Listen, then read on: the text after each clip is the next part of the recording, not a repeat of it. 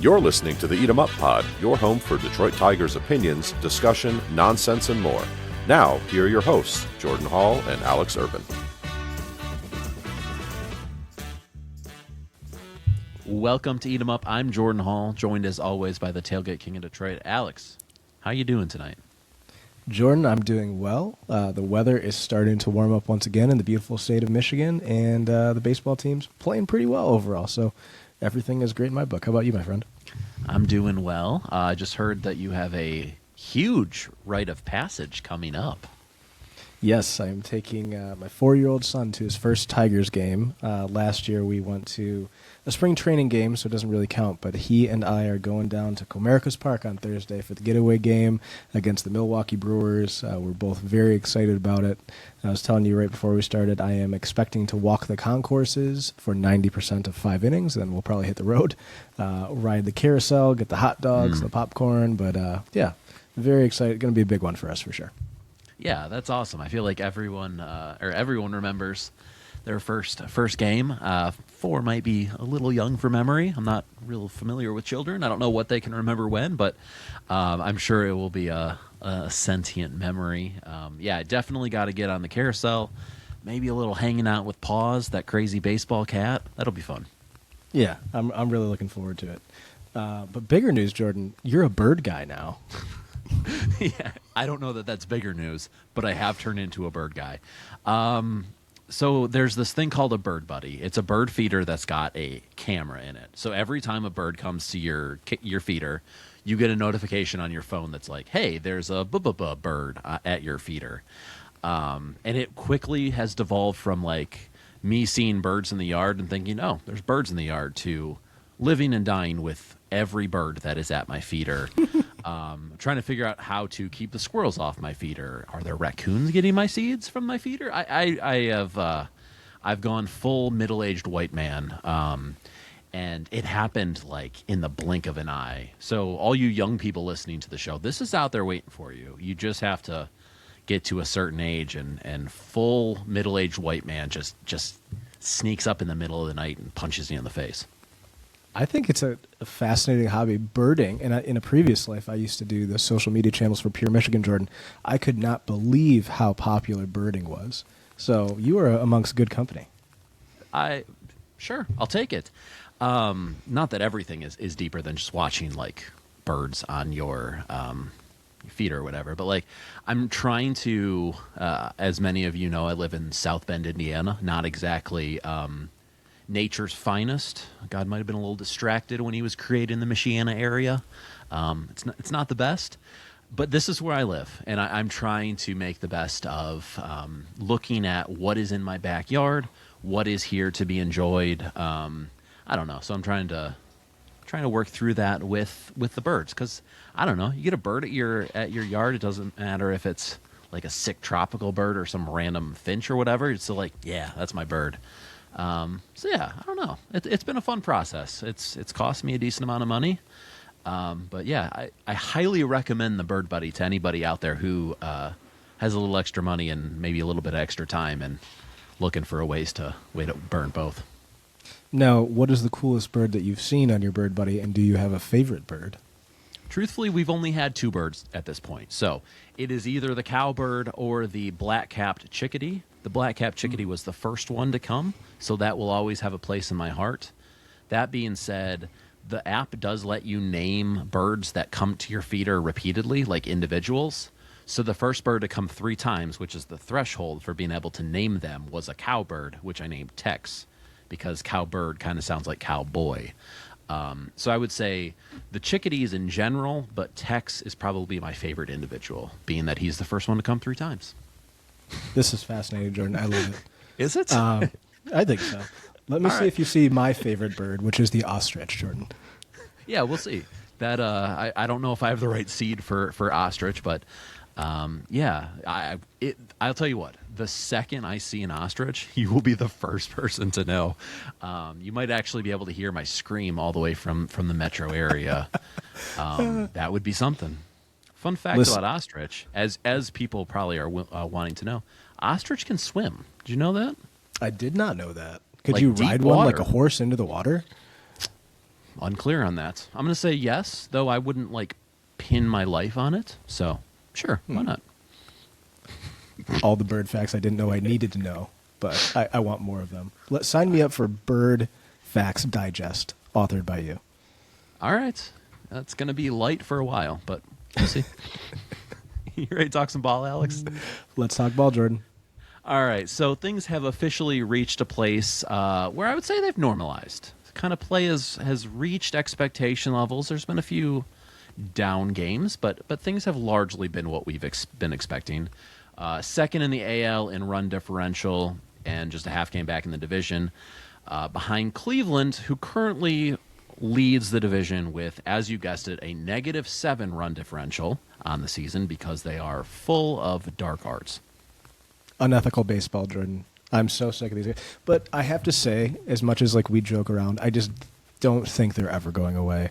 They are a team that's built on what they do, which is putting ball in play, putting stress on other defense. This isn't a Cleveland Guardians podcast, obviously, but as much as it drives me crazy, I have accepted that they are going to be there, a thorn in the Tigers' side for times to come. But I am pleased that the Tigers are second in AL run differential, as bad as the AL has been so far this year. That part is promising, at least. Yeah, it could be worse. Starting to get a little production out of guys that started slowly. Riley has really picked it up. Not his legs; those never get picked up. Those are just skimming right along the ground. But Jami's had a really nice couple days. Vierling, I feels like Glaber's starting to find his footing, and even Torque, like obviously no power yet, even extra base power, just singles and walks, but he's at least doing that. And Vegas has us now as shorter than even to win the division and third favorite to win the AL. So it feels like crisis averted? ? I'd like to think so, Jordan, but there is a long way to go with this team as they're currently down 3-1 to the Milwaukee Brewers on Tuesday evening as we recorded. But I definitely feel better. I think that the Boston series was promising. Obviously, it was tough to let up that 6-game win streak on that first game, but you want to go 500 on the road, and I thought they looked fairly good doing it. Some of the pitchers looked really good. Skubal, Framber Valdez. I know Jack Flaherty didn't look great. But I do feel like, as we mentioned last week, we can take a collective breath with this team and try not to live and die by every loss. Even tonight, I'm trying to calm myself down. I tuned in while they were already down by 3 after I put my kids to bed, and unfortunately, I thought Cater Montero might have had an implosion. But he had a nice night overall. So, this is just baseball and the highs and lows of it. Yeah, definitely. I talked about this with Ryan Walsh on Sports Intel last night. It does feel like water has reached its level again, and I don't know that I'm any more or less convinced that we're going to win the division, or that I'm any more or less convinced that I'm not sure that this is a team that makes a deep run into the playoffs, if that makes sense. I think that's totally fair. This is... they to me feel like what their record is, which is right around a 500 team, because they feel like that's the kind of baseball they're playing. Like, they have a couple good games where they string together and then they can't get anything going at the plate the next night, or they put up 6 runs but the bullpen gives up 4 if they're the starter. Give up. It's just kind of like a little bit of a seesaw, for lack of a better term. So you never really know what team you're going to get on a night in, night out basis. That is my thought on the young season so far. Yeah, definitely. Which is kind of crazy. You would think of all things for a, for lack of a better term, a grinder team, not necessarily like a team that's overcome with talent, that you would see maybe a little bit more consistency. I don't want to say in terms of effort level, because I don't know that I ever see the boys like loafing or anything, but I do think that there is a pretty wide gap in focus and execution, and it largely kind of coincides with when we win and when we give up weird 6-run innings or whatever it was to Boston on Monday. Like, it kind of seems like that is the main difference. Like, if we play like everyone has their head in the game for 27 outs, 2 ways, like, we usually win. It just seems like there has been at least a little bit of something, whether it be, my boy Drew Anderson coming in and being Boo Anderson, or, just random balls kicking over base. Like, it seems like it has mapped on to the results pretty well. Certainly, Jordan. Could not agree with you more. And I know we were talking about the Cleveland Guardians earlier, but the Milwaukee Brewers are bap-bipping our boys to death here, and Emmanuel De Jesus is taking the brunt of it. There's a pretty good chance that we're not going to enjoy these next 2 games, is there? Hopefully not. Yeah. But Drew Anderson and De Jesus, who has not been used very often, Jordan, not looking like the signings that we thought they were in spring training so far. Yeah. Although Drew might get another chance tonight. This one's getting away from the boys. So hopefully this is a chance for him to get it right, because he didn't throw that many pitches yesterday, even though it was pretty ugly. Not ugly, though. I think we have a new top run producer in Dillon Dingler. He has been, I don't know. We had some fairly high hopes for him, higher than I would normally pin hopes on a boy from Ohio. But he has eclipsed everything that I could have possibly dreamed of to start this season. I mean, I think we both expected him to take a step forward this season, Jordan, but he took a giant leap, like he's got kangaroo legs, that big of a leap. He's either 4th or 5th in every game that he's played since, he's hit 4th or 5th in every game he's played since the Minnesota series, as you have here. Almost a 1.3 OPS on the cleanup spot. He leads the team in RBIs. I think he's the only player on the team with multiple home runs, which is crazy. But, I mean, they mentioned on the broadcast tonight, Jordan, when is the last time the Tigers had a catcher who was hitting in the heart of the order and other teams really had to pay attention to? And that's just talking about him at the plate. I mean, he is an elite catch and throw catcher. He's been wonderful with the ABS system and his challenges. I mean, he is just such a well-rounded player in his age 27 season, I believe it is. And might I say, one of the best backstops in all of baseball. Yeah, definitely. I feel like until Big Dumper starts to pick it up a little, I feel like there's not a whole lot of competition for him as best catcher in the American League. He leads all of baseball in FWAR among catchers at 1.1. Ironically enough, McGonigal is also, I believe, at 1.1 on the year, which is crazy considering it's 20 games in, and he's a rookie. But going back to Dingler, I texted you this the other night, and I spent a lot of time thinking on this. I tend to be a cyclical thinker, like I ruminate on things. I think it's very important that the Tigers eventually lock down the 1, 3, 4, and 5 positions in the in the lineup. Like, obviously AJ mixes and matches, but largely those positions, and have those guys be, for lack of a better term, dependable.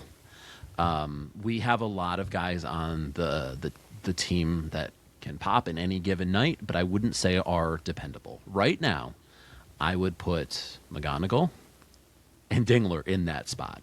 Eventually, I think Max coming up in the leadoff spot, I have honestly very little doubts that he is there. So if we can have Max in the 1, McGonigal at 3, Dingler 4, and then Riley as 5, you can fill out the rest of the lineup with guys that are, they can run into one like Torque or Kerry Carpenter, or guys that help you like tick over the lineup like Colt Keith, or I don't know that I'd throw Javi in there. I feel like having that skeleton makes this feel a lot more like an offense that can sustainably produce runs even when it's a good pitcher on the mound. And I feel like Dingler is kind of the key to unlocking that. Does that make any sense?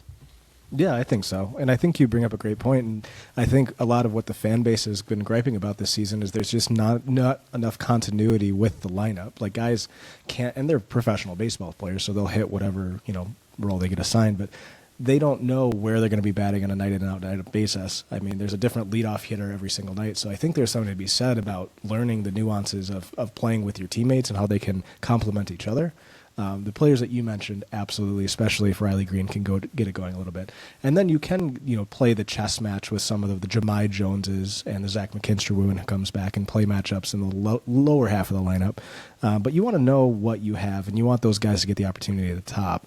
And the players that you mentioned are ones that can really keep things moving, and hopefully that they can hit the guys in front of them, because even with, you're mixing and matching the back end of the lineup, none of those guys are going to give you much offense. So you're kind of waiting for the first half of the lineup to turn over. But we know those are all guys that can get on base and get on base at a pretty high clip.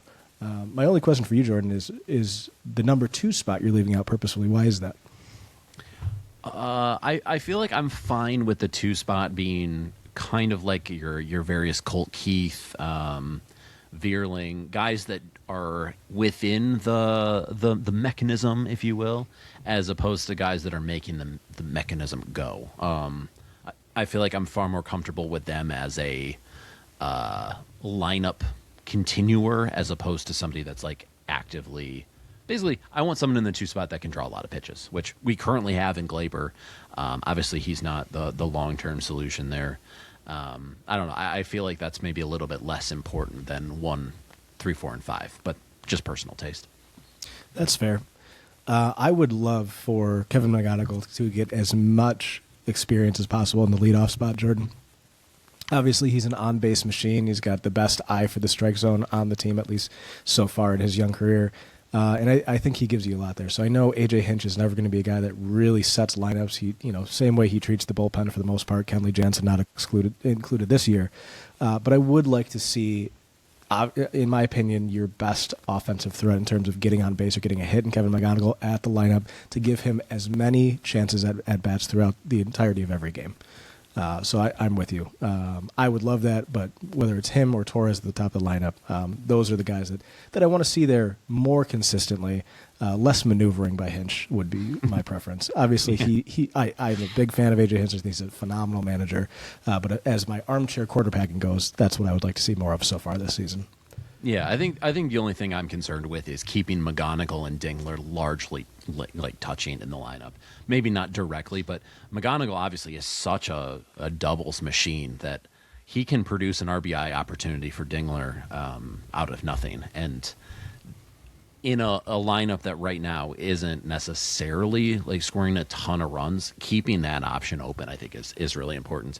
And also like, without Max in the organization, I would absolutely think like McGonigal, the long-term leadoff guy. Just hopefully Max lets him move more to the heart of the order. But true. We'll find out. Very true. Hopefully sooner rather than later, but I think we'll find out.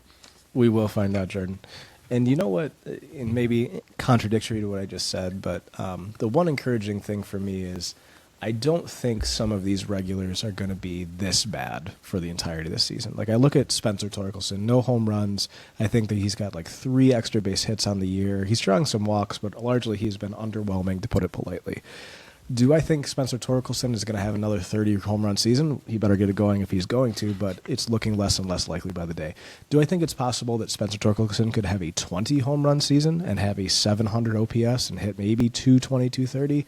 I do think he has it in him even right now. And Jordan, that is such a huge piece for the Tigers. If he can just be average, they don't need him to be this flashy number 1 overall pick that we thought we were getting. They just need him to be a contributor on this team and hit a little bit. Honestly, if they had an average third baseman, take the name off of his back, that would be huge for this club because first base is a black hole right now. But I do think he has it in him to put up that 20 home run, 220, 230 average, 700 OPS season. And that in itself is going to help this offense quite a bit. And I think he's not the only one. You look at a player like Kerry Carpenter. He hasn't got it going yet. Obviously, Gleyber Torres is somewhat of a different player at the top of the lineup. He hasn't been barreling balls. But if some of these guys just inch a little bit more towards average, they don't even have to have career years, then we're cooking because we know what we have in McGonigal, the way Dingler's looking, the way Riley's starting to heat up a little bit. So that's what I'm encouraged by. But again, you have to see it to believe it. Yeah, definitely. And I'm a big pattern guy. I don't want it. I don't want the torque pattern to be true, but patterns are patterns. So hopefully that is not the case. But I don't know. That's how I gamble. That's how I tend to look at things. I think there's a chance, but yeah, I don't think there's any reason that a 700 OPS player can't emerge, which isn't great, but it factors into this equation much better than the current version. Now, if the patterns were to continue, Jordan, the even year, odd year based on his performance, do you think he's in for an all-star 2027 40 home run season? And does he stick around long enough in this organization to see that? See, I think if he has such a down year this year that it appears the pattern is being continued, you have to get the rewards next year after having lived through this year. I think you have to. I'll give Scotty that bit of advice. I'm sure he'll be all over that. He'll tuck it in the quarter zip pocket. All right, let's get through some of the games from this week. Huge series sweep against Kansas City. That's a team that I think we both thought was going to be in the mix. Kind of kicked them while they're down. There's a kind of a chance they just suck. I don't really get why. Like, you look at their roster and it's not terrible, but they have far and away the fewest runs scored in the AL. Yeah, that's just not an offense that I think has figured anything out. Obviously, you and I are both big fans of Bobby Witt Jr., one heck of a player. But Pasquantino is just completely lost. Jack Caglione, I think, has like 2 extra base hits on the season. A lot of the things that we gripe about with the Tigers are magnified with the Royals a little bit. I don't think their pitching is terrible, but they cannot hit to save their life, and I think that's going to be a rough go. 17-16 certainly isn't the end of the season for them. They could get hot, but you have here the roster doesn't really scream that they should suck, but far and away the fewest runs scored in the AL. Yeah, I think that's they're very articulate, and that's what we saw, Jordan. It felt like the Tigers were in it for that entire series. Obviously, they swept. But even when, it was really tight, close games and the Tigers were maybe down up 1 or down run, I had a lot of confidence that they were going to be able to pull that one out. I didn't feel the same confidence in Boston, even though the Royals and the Red Sox, I don't think, are too far off in terms of talent this season. You think it's the jersey or the stadium? Because I agree. Like, Boston isn't necessarily a better team than Kansas City. But, yeah, it just, I don't know. There's something about, it's the Red Sox. Like, clearly they're a better team. They just aren't. But, yeah.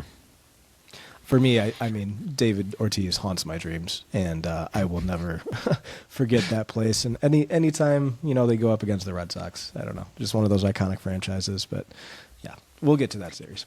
Hate Boston. All right, so back-to-back 2-1, kind of just grinded out victories, just did what they needed to do to win. Back-to-back gems from Framber and Flaherty. Framber able to back it up in his next start. Flaherty, a little bit less so. Tell me a little bit about what you've seen from Framber so far this year. I think he has looked as advertised. I think he goes out and gives you a really good chance to win on a night-by-night basis. He's not a guy that's going to miss a ton of bats. He's obviously not a super high strikeout guy like a Tarek Skubal type pitcher, but he gets the ground balls. He gets the other team to hit it in the dirt. The one thing that kind of scares me long-term with him is the Tigers do not have good infield defense, but it hasn't mattered too much. Obviously, he's had a couple games that weren't spectacular, but he's been much better. He's been very good, way more than not. And he is everything that I thought they were signing when they signed Framber Valdez. I think he is an absolute stud as your number 2. He could be the ace for a lot of clubs, Jordan. And I was just thinking the other day, I was really enjoying watching him pitch. And it's nice to be able to enjoy a high-profile free agent signing like this, because there's been so many years when we've had to get excited off of other teams' castaways that might be at the end of their career or for a player or something like that. This guy is in the prime of his career. He's an exceptional pitcher. It's nice to have him. So all of that word salad to say, I think he's looked pretty good. How about you? Definitely. Yeah, I really appreciate the contrast between him and Skubal. Obviously, both left-handed pitchers, but it's such a different experience. There is certainly beauty in Skubal just blowing it by guys or that changeup, but I don't know. There's something really fun about a guy that just knows who he is, doesn't really get out of that, and even though it's not like the world's most impressive stuff, he just pounds and pounds and pounds, and it's ground ball after ground ball.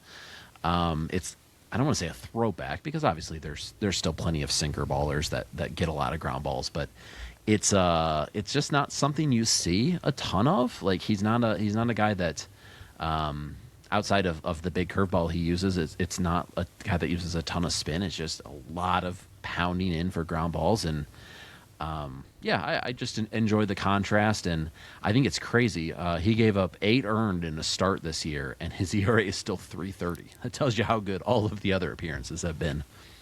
Yeah, he's a special player, Jordan. I'm thrilled that they have him. And the juxtaposition between him and Skubal, you said it perfectly.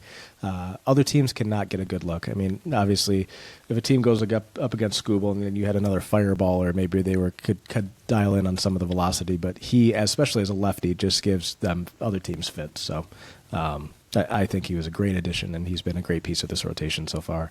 I've been really pleased with the starting pitching overall, other than Jack Flaherty, although he did have a very nice start against the Royals. I will say that.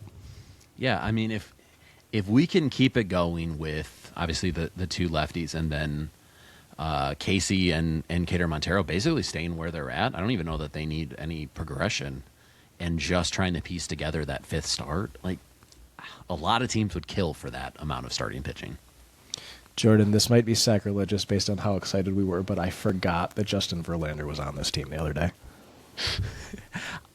I mean, I don't know that I really thought about it enough to have forgotten about it, but it will be interesting. I don't know. It's tough luck if Cater is the one that gets bounced from the rotation, but I guess I don't see any other result. Like it's unfortunately going to be him, right? I would think so. I mean, they're just paying Jack Flaherty too much money to do anything with him, and obviously they're going to give him time. He can have a good outing just as likely as he could have a poor outing. But I do think it will be Montero. Obviously, he has the options. And then it's going to get really interesting, Jordan, once our boy Troy Melton starts to throw. He's supposed to be back in mid-May, folks, so that's just around the corner here. And then, of course, Jackson Jobe, which is a little bit of a pipe dream for me. I am a non-believer that he's going to throw competitive innings for the Tigers this season.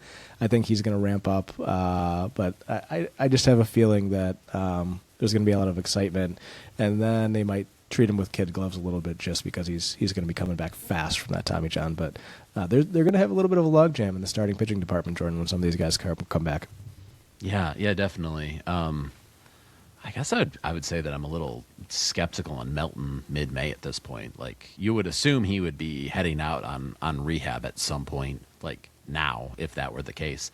And I was right there with you on Jobe. That being said, the most cautious man on earth said he expects him to throw meaningful innings. And if Scotty, of all people, is willing to say like something progressive like that, I have to imagine that there's a whole lot of science or nerdery behind it that makes him actually believe that. Because I don't feel like he cares enough about the fans to... he doesn't care enough about us to lie. I think that if he's saying that, that's what he actually believes. But... that's a heck of a problem to have.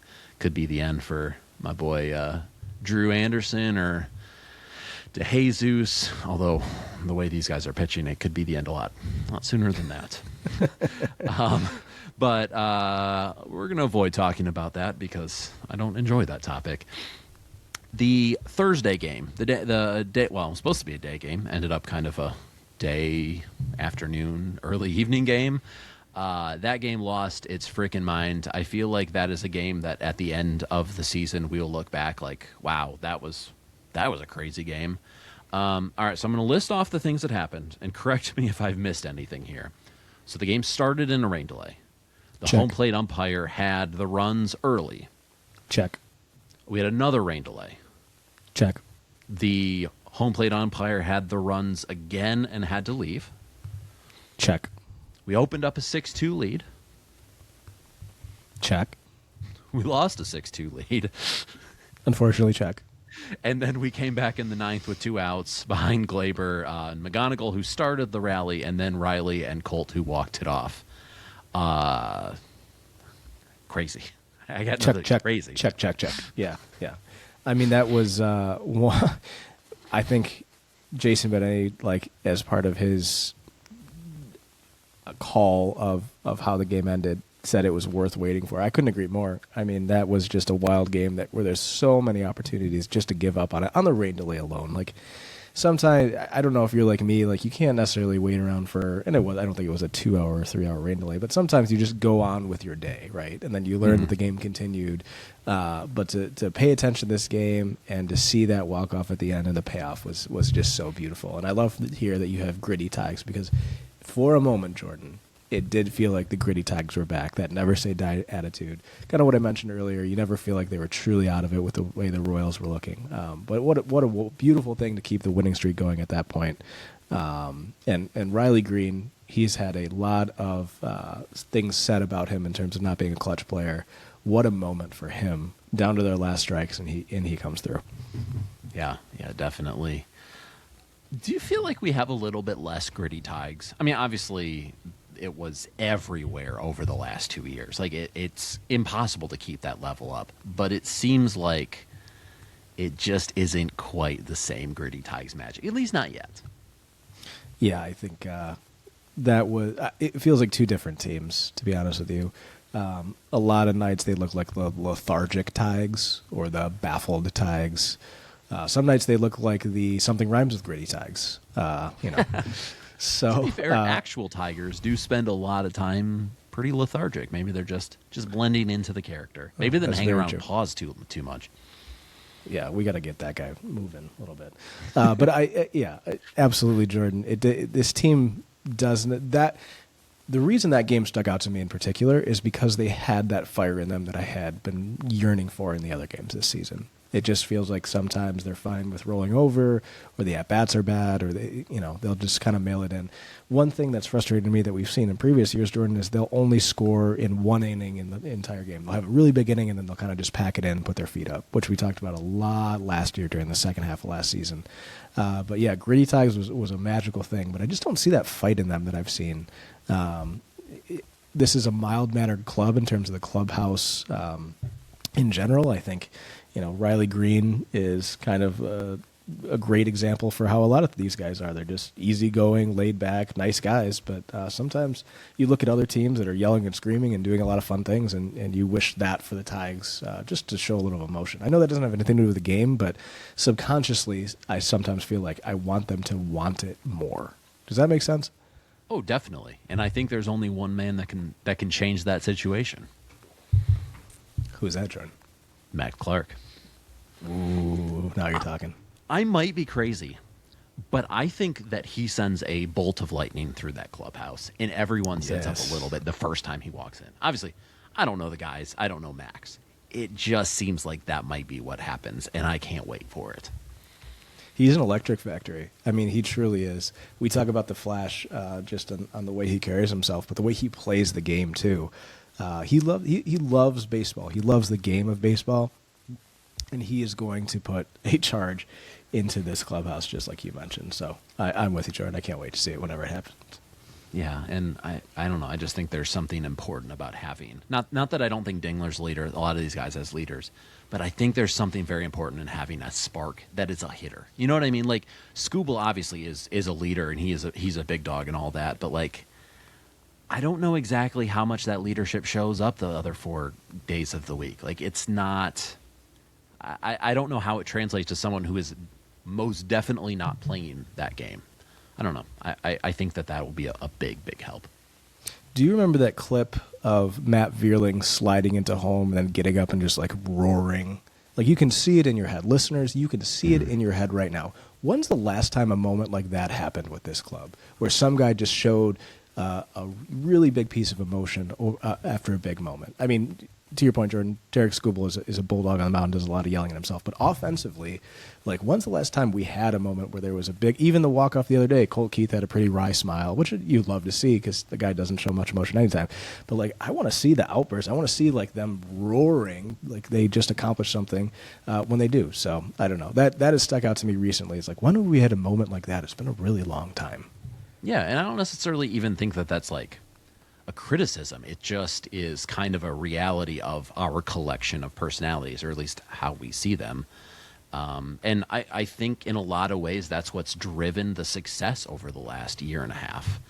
But I think it can reach a ceiling, which I don't know. Maybe that is what we're experiencing. But good teams find ways to continue to evolve, and I think that is potentially what Max will hopefully bring. And I don't know, the way Wenzel is hitting, it might happen sooner rather than later. Yeah. 7-1. Emmanuel DeJesus just completely melted down. He might be not long for the club, Jordan. I did see guess him over Connor Siebold, yeah. True. Wenzel Perez has put the ball in play a ton, Jordan. I think something like 23 of the balls put in play, not including his home run and another hitter. Something crazy, like 0 out of 23 is his luck in terms of putting balls in play and getting rewarded for it. So maybe he's just getting BABIP to death. I mean, it happens. I also think Max Clark is going to be a tremendously better player than Wenzel Perez, but I will say that the young man has had a streak of bad luck. He hasn't theoretically been as bad as it looked. Yeah, definitely. and this is something that I feel like only the two of us could care about. His smile after he hit that home run in, I don't know, whatever game it is, like, I feel like he has a very heartwarming smile, and he's the kind of guy that you just want good things for. Not that I don't want good things for all of them, but specifically for him. Yeah. And I feel like it's worth saying, probably for the 100th time, if we're ever critical on any of these guys, it's only because we call it like we see it. We want all these guys to succeed, and I don't think there is like a jerk in this clubhouse or a player that I don't enjoy rooting for. Like it's easy to get on these guys when they're in slumps, but they all seem like pretty nice guys overall. So we want to root for all of them. Even Emmanuel De Jesus when he's absolutely getting shelled by the Milwaukee Brewers. Getting shelled just makes me want to defend him more. It's what I do. All right, let's jump into the Boston series. I know a big love of yours, watching a player make his major league debut. Got to see that with Hao-Yu Lee. It was not a great one, Jordan. It was not a great one. Very happy to see it. Congratulations to Hao-Yu Lee. We've been clamoring to see him for a long time, but he did not look ready. And I don't know if it was the first game jitters, but there were some defensive lapses. Offensively, he didn't provide much. I know he did later in the series, so we like to see it a lot, but not the best debut I have ever seen for sure, Jordan. And they got shut out on national TV. You never really want to gripe too much about a 1-0 loss, especially in extras. It's kind of like, the game could have gone either way. But there were a lot of self-inflicted things that happened in that game that caused them to lose it. Yeah, definitely. 4 hits, in my opinion, kind of wasted another gem from Casey. One thing that was interesting, so on Apple TV, they give you the option to have like the local radio broadcast. And I of course, turned it to Dan. Dan's a legend. If I have the chance to listen to Dan, of course I'm going to. And I don't, for whatever reason, you could hear the producer talking to him, like coming back from innings, basically. And I thought it was I know I saw a couple of people on Twitter mention it too. I think it's a really interesting look, like inside, kind of like what a broadcast looks like. Like we consume hundreds of them over the course of the season, but you never quite get that inside look of like. The producer told Dan like 3 straight innings, man, you got to do like the healthcare read and get to the out of town scoreboard before he finally got to it. It was, I don't know. I thought it was interesting. Yeah. I mean, I love to see under the hood for stuff like that. And that is a well-oiled machine, I can tell you. When they talk about the guys in the truck on the TV broadcast more than anything, but that is an entire team working collectively together to try to put on a good broadcast. So there's a lot of hardworking people behind the scenes to make Dan sound as good as he is. Obviously, he's tremendous at what he does, but there's a lot of people that are sliding him notes on different stats and telling him what to do. So that was pretty cool. I agree with you, Jordan. Not unlike this show. A lot of people sliding us notes, definitely. Yeah, my wife saying, "Shut up." Yeah, would you guys wrap this up so we can go to bed? All right, moving forward to Saturday, Skubal was on the bump. What happened, or what you expect to happen, happened. Struck out 10, and Carey hit a ball out in right field on a day that was freezing. A truly Carey Bonzian homer I have here in the notes, so that must be true. It was nice to see it. I mean, what a hot and cold, mostly cold start for Kerry Carpenter. But every time you're ready to really get frustrated with a kid, he shows up in a moment where you need him. So I don't know if Kerry Bonds is going to stick around as the nickname for too much longer, but in that one moment, that was pretty nice to see. And it was really interesting to see, I think it was during these games, it was like really, really nice in Michigan, unless I'm getting my wires crossed, like, 70s. But you could see their breath on the field out in Boston. I was like, oh, that looks just miserable to play in. Shades of Minnesota, maybe not that cold, but like, I don't think you should be seeing your breath playing baseball. And you could see just, the players, very professional product, but the demeanor of both sides was nobody wanted to be out there. No, the Sunday game, I think, was even worse because it was not only miserable like that, but that was the game that it was basically raining the entire game. And you couldn't necessarily see it from like the hitter batter cam, but anytime they'd show the pitcher or whatever, you're like, oh, it's actually like pouring there. That seems absolutely miserable. But they won, so yeah. All's well and that ends well. Framber looked great on Sunday, I thought. Yeah. Big moment for Dingler. We obviously spent a lot of time talking about him, but he had a 3-run shot off of Garrett Crochet, like in the crucible of Fenway Park, a big spot off an ace. I don't know. It really felt to me like an arrival moment. Not that we don't know about Dingler, but like, this is a guy that is our chief run producer at this point, and somebody that can be looked at as one of the best catchers in the AL, and hopefully more people will know about it after that. That is typically not how the media works with Detroit, but it could be. Yeah, definitely could be. What a moment for him, though. I think it was 2 strikes in the count off of a guy who's got Cy Young stuff. I know he didn't have his best stuff that day, but holy moly, Jordan, I was excited about that one. I think I jumped up out of my seat. And, I think we really got something here with Dingler. Yeah, definitely. And then moving to the Patriots Day game, as Andy Dirk said on the broadcast approximately 46 times, morning baseball is stupid, and the entire game was pretty much stupid. It was. Jack Flaherty was, how about this one? Jackal and Hyde, Jordan, because it was not good. You never know what you're going to get. That's good. But was that off the dome? I don't know if it is. It is off the dome. I don't know how good it is. You're very kind to me. But yeah, not a good outing for him. It looked like he was talking to himself a little bit in frustration. So he's an absolute psycho, that guy. He is. But not a psycho in a good way right now. So he certainly is the biggest question mark in the rotation for me. We'll see what Verlander looks like when he comes back. But I'm going to stick with my prediction, Jordan. They will be looking for a starting pitcher at the trade deadline this year. Yeah, I feel like it's classic. When he's pitching well, it's psycho in a good way, and when he's pitching poorly, it's psycho in a bad way. But either way, he's a psycho. I enjoy it. Like, it's kind of a spectacle, but dude's a psycho. To say the least.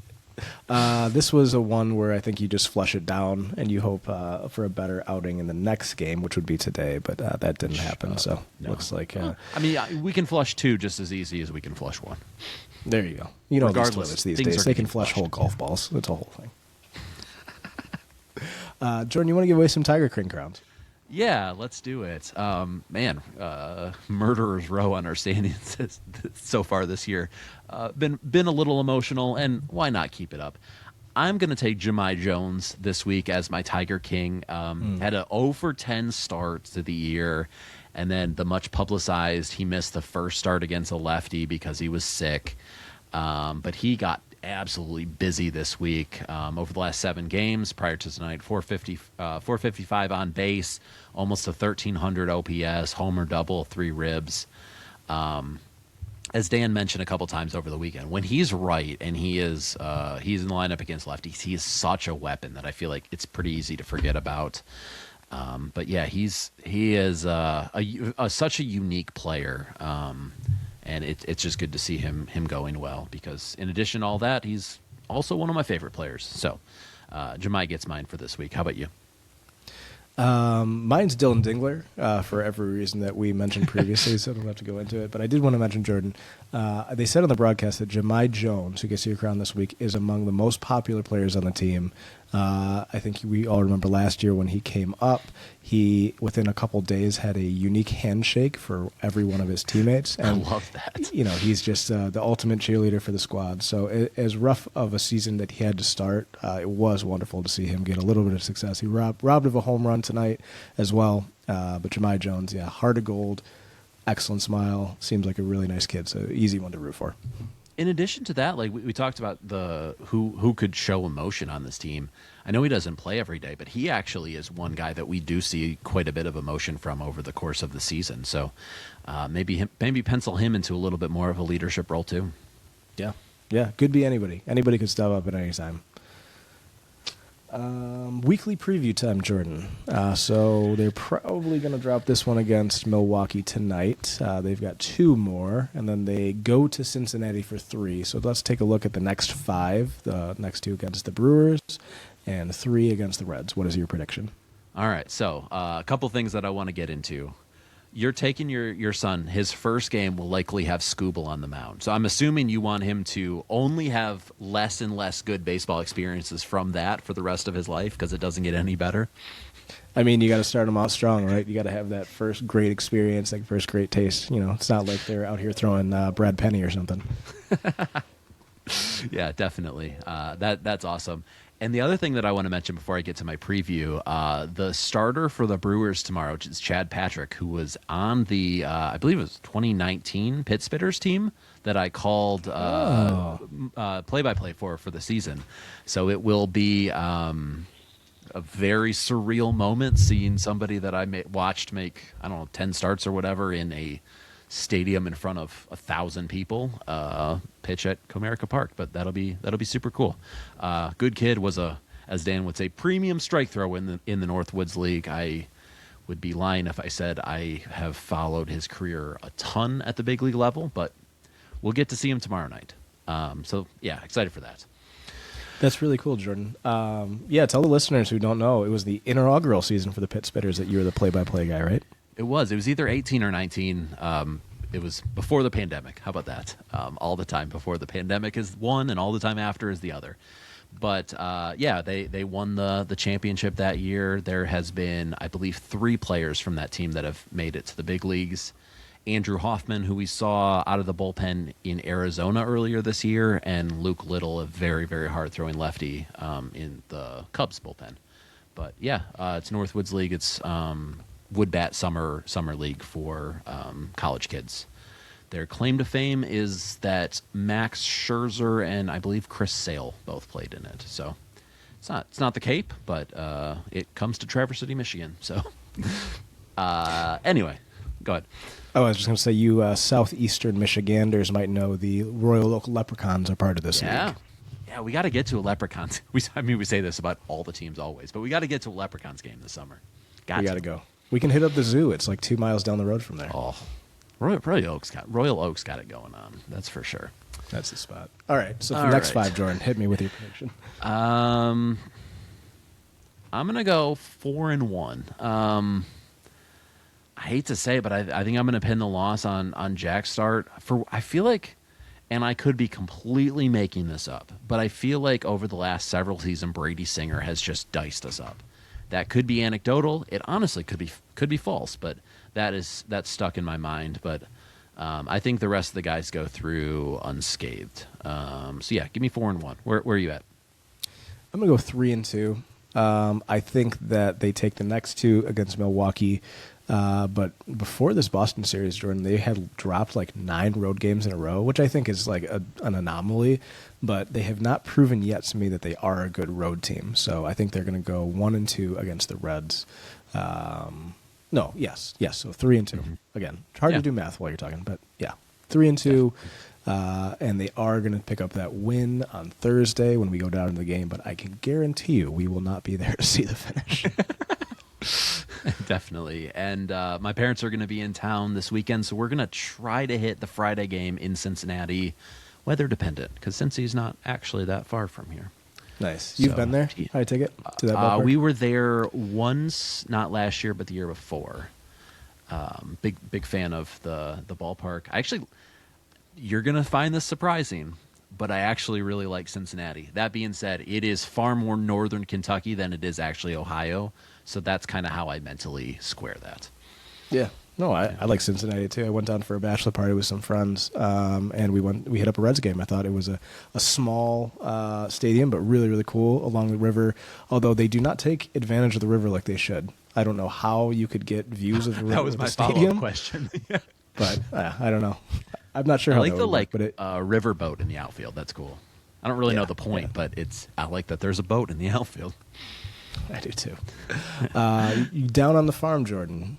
Yeah, let's do it. I feel like stats-wise, I don't necessarily have a whole lot for you guys, but both Jordan Yost and Bryce Rayner got some promotions this week. It appears that Yost is going to skip the complex league, and Bryce Rayner, despite his, I think, 44% strikeout rate, has been promoted up to West Michigan. I am over the moon for Bryce Rayner. I think that is well established, and I will get to West Michigan as many times as I can to see my boy before he's on to greener pastures. I know things have been ugly. We quoted Chris Brown some pretty ugly stats that he had for him for this season. I don't know. This is purely anecdotal again. I feel like some guys a little bit of a change of scenery just kind of flips a switch. I wouldn't be surprised if he lights the world on fire at West Michigan. That's not based on anything, but I'd love to see it. And I think there could be something to that, Jordan. It was a very aggressive promotion, in my opinion. He was hitting 167 with a 265 on base and a 575 OPS down in Lakeland. He did have a home run, 5 RBI, 4 stolen bases, but he was doing a lot of swing and miss. And we don't have to rehash what we talked about last week, but I do, and this is not my idea. I saw this on Twitter, I think from John Verbug, but this might be them just wanting to get Yost's career moving and thinking that maybe Rayner is just ready for that next league and the level of competition will be good for him. But it was a little bit of a head scratcher for me just based on the production at Lakeland when this is an organization, and Scott Harris has come out and Ryan Garco have said they like these guys to dominate each league before they get moved up, and that was not the case in this situation. Yeah, that being said, like from a timeline perspective, it makes perfect sense. Just he missed all year last year. True. So I think there's probably a little bit to that too. But if you guys are in the West Michigan area, honestly, if you're just in the state of Michigan, go see our boy. It's always a good time at the Whitecaps game. Go see my boy Crash, that crazy river rascal. Tell me about your boy Jace Young, Jordan. Yeah, so obviously we talked a lot about him in spring training just because he started to finally show some signs of life. He promptly went down to Toledo and pooped the bed for 3 weeks, but over the last 14 days, starting to show some signs of life. Almost a 400 on base, 838 OPS, 4 dubs and a homer, and probably most importantly for him, 9 walks to 9 strikeouts. Probably the best stretch he's had at AAA at any given time. The numbers on the season still aren't good. I don't know exactly why this is my take, but I refuse to believe that bat won't eventually play. We have never seen any signs that is true other than in the spring. But I can't help but believe that I don't know. It might be a Jay Hinton situation where we never find a place for him defensively, nothing like that. But I believe that bat plays at least to some extent. And I want maybe one more chance for that to turn out to be true. We'll see. I mean, you got to ride the hot hand a little bit. And I know how Yuli picked up another hit tonight, but when the time comes, and you got McKinstry probably coming back sooner than later, but I'm with you. I mean, this is probably his last shot, but I would like to see him get a shot one more time. For sure. So it's good to see him heating up a little bit because, frankly, I'd written the young man off. Yeah, definitely. And the only other guy I want to mention, just super briefly, we mentioned him a little bit on the show last week, is Ricky Vanasco. Suddenly, with several guys out of the bullpen looking vulnerable, shall we say, a guy that's absolutely shoving at AAA quickly becomes interesting, and he has 20 strikeouts in 11 innings. This year, he looked pretty good in the spring. He had 12 Ks in 9 1/3 in big league camp. I feel like I would be surprised if we didn't see him before like the end of May. So I think we're going to see what him. I got. Before the beginning of May, Jordan. I think there's a chance of that too. For those who aren't, Ricky Vanasco, Scott's a little bit about the young man. He is a 6'3" righty, 27 years old. He was selected by the Texas Rangers in the 15th round of the 2017 draft. He was traded to the Dodgers for Luis Valdez in 2023. Then he was designated for assignment from the Dodgers 2024. The Tigers scooped him up and optioned him to Toledo in 2024, where he has been since. But yeah, the numbers speak for themselves. And I think this is a guy that they need, Jordan. The bullpen outside of the three-headed monster that we talk about all the time has frankly not been good. Even our boy Tyler Holton, which we had big hopes for last year, is starting to look a little bit like a 2025 Tyler Holton. Lately, he did start the season pretty good, but they're going to need some guys that essentially just don't melt down for the long relief. And he could certainly be a nice start. He would be an option for sure. Yeah, and I was talking about this with Ryan last night too. We're currently carrying 3 long men, and you could even make an argument of 4 if you include Herter. that's weird. Like that is not a typical bullpen alignment. And I just think that there's only so long that you can carry three guys that can get you 3 innings, but you never want to use in a leverage situation. Like it just is unsustainable. And I suspect, as you say, before the start of May, we might get some sort of movement there. And, Yeah. yeah. Well said, Jordan. Do you want to get into some listener questions? Yeah, let's do it. All right. Listener on Twitter, he wants to know, outside of another outfielder landing on the injured list, how is Max Clark going to crack this lineup sooner than later? That's a really good question. I think it's just performance. It's not just that we're trying to fill center field, which we absolutely are. We're kind of trying to fill right field right now, too. It's not exactly like Carey's lighting the world on fire. You know, you'd want to be able to pencil him in basically every day as both either a right fielder or DH. You're like probably still going to do that, but you don't feel great about it. Vierling is starting to look a little bit better, which is good to see. Javi is Javi. Like, he just is what he is. And Wenzel, as previously mentioned, hasn't been very good, but is getting BABIP'd a little bit. I just think that there is too much opportunity for improvement that for him to not get a chance in this lineup before too awfully long. That being said, I am pretty far down this hole. Speak some logic to me. I wish I could, Jordan, but I think you're absolutely correct. He just needs to continue to crush it for 2-3 more weeks, and they're not going to have any other choice. Unless Wenzel Perez really lights it on fire, I think he is going to force their hand. And they're going to need his offense as much as they need his defense, frankly. Yeah, definitely. I feel like people forget about that because of the chains and the running and the hit. Like, he's an excellent defender. That will be a massive boost. Yeah, that kid can fly in the outfield. Andrew, a.k.a. Back Porch View on Twitter, he wants to know, or I should say, he says 2 things he doesn't want to see again anytime soon: Jahmai Jones batting in the top 4 and Torkelson batting higher than 8th. He said, who will step up as the clutch masher this season? Are they even on the 40-man? My answer is going to be Dillon Dingler on this one, Andrew. I think everything that we talked about earlier, he's kind of coming into his own. I think he's building confidence at the plate.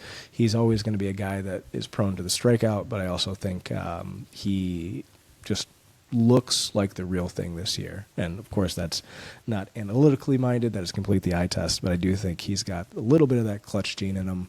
And he could be the guy that surprises us all. Maybe not surprises us all with the way he's looking right now, but Dingler is my guy for your question.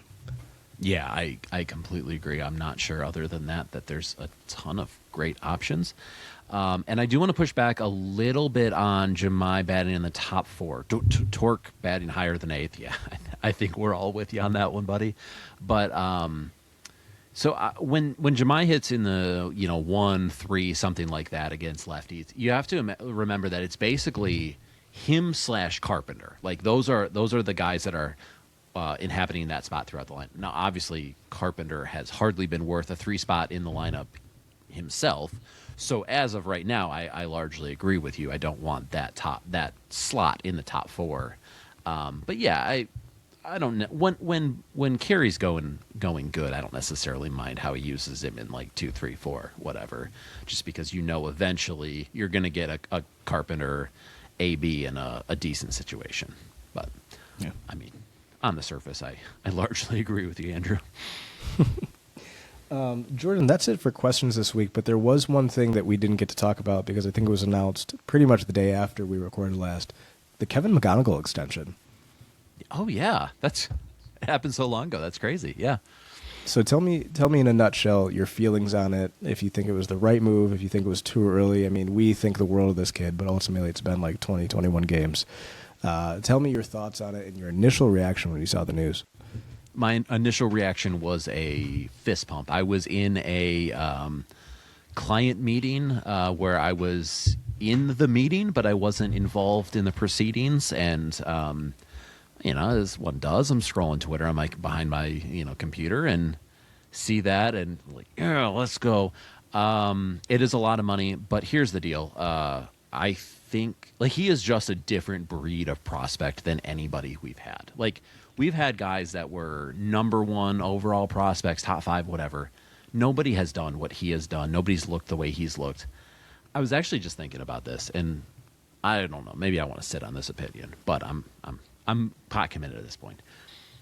I don't know that I've ever been as impressed with Riley Green as I have been in the first 3 weeks of Kevin McGonigal's career. He is just a different level, and if we can pay him $18.5 million for or whatever the math is for the next 8 years, sign me up all day long. But that's where I kind of came down. How about you? Oh, I'm completely with you. I think it was the right move. I think it was a signal to the fan base that they're committed to, making savvy moves like this when it makes sense. And I truly, in my heart, Jordan, believe that this is going to be a discount when it's all said and done. I think he could be a $35 million a year player if there's no salary cap in the future. And I think he's going to be a player who's going to be good for you a long, long, long, long time. Agree with you completely on the Riley point. He has impressed me more than any other position player for the Tigers have had in I can't tell you one player who's made more of an impact on me than Kevin McGonigal. The way that he carries himself, the way that he goes about the game, offensively, obviously, elite understanding of the strike zone, contact ability. He is not just holding his weight. He is not just looking good as a rookie, Jordan. He is looking like one of the best players in the American League. And I don't know if it's too rich to say he could be marching towards an all-star nod if he were to keep this up in his rookie definitely. season. I think he's the most talented player or position player that we've had since prime Mickey. Like I'm not sure there's anybody that is even. I love Riley, and he brings a really interesting skill set. But even Riley at the peak of his power, I just think is a less good player than Kevin McGonigal when he reaches his ceiling. And it's crazy to say that about a guy 21 games in his career, but I fully believe that. Yeah. Absolutely, Jordan. So we are both fans, to say the least. That's it for listener questions. Anything for the good of the order before we sign off for this week, Jordan? I don't think so. It's been a fun show, much better than some of the earlier ones. I feel like we are trending up and to the right in terms of play and vibes, which is all you can hope for in a baseball season because it's very long. That's right. Couldn't agree more. So thank you, listeners. Thank you, Jordan. Always enjoy talking little ball. One of the most favorite parts of my week. Truly. Same. So if you guys are not already subscribed, please subscribe via your favorite streaming platform. Go ahead and give us a 5-star review while you're at it. If you have suggestions, show topics, guest requests, hit them up. We're eatemuppod@gmail.com. Jordan, I just launched the Eat 'em Up Pod YouTube account today, so we're going to let's go. This bad boy on the YouTube so you can see our mugs. Check out us on social. We're Eat 'em Up Pod across all the platforms. Jordan is @hosted by Jay Hall. I am @aurban91. New episodes every Wednesday, and we look forward to talking to you guys next week. So on behalf of Jordan Hall, I'm Alex Urban. Go Tigers. Go Tigers.